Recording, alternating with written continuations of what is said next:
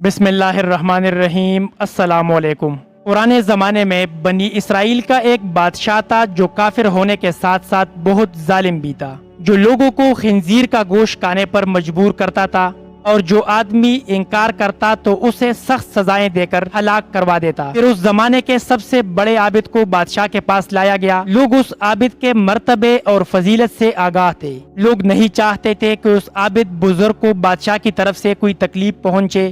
چنانچہ ایک سپاہی نے عابد سے کہا، آپ مجھے ایک بکری کا بچہ ذبح کر کے دے دیں۔ جب بادشاہ کہے گا کہ اس عابد کے سامنے خنزیر کا گوشت رکھیں تو میں وہی بکری کا گوشت آپ کے سامنے پیش کروں گا۔ بادشاہ یہ سمجھے گا کہ آپ نے اس کی خواہش کے مطابق خنزیر کا گوشت کھا لیا، اور اس طرح آپ بھی ہلاکت سے محفوظ رہیں گے۔ عابد نے بکری کا بچہ ذبح کر کے اس کا گوشت سپاہی کو دے دیا۔ جب عابد کو بادشاہ کے سامنے لایا گیا تو بادشاہ نے حکم دیا کہ خنزیر کا گوشت لایا جائے۔ منصوبے کے مطابق اس سپاہی نے بکری کا گوشت عابد کو پیش کیا۔ بادشاہ نے کہا، میرے سامنے خنزیر کا گوشت کھاؤ۔ عابد نے کہا، میں ہرگز نہ کھاؤں گا۔ یہ سن کر سپاہی نے اشارے سے بتایا کہ یہ وہی بکرے کا گوشت ہے جو آپ نے دیا تھا، آپ بلا جھجک کھا لیں۔ لیکن عابد نے بادشاہ کے سامنے وہ گوشت کھانے سے انکار کر دیا۔ ظالم بادشاہ نے سپاہیوں کو حکم دیا کہ اسے قتل کریں۔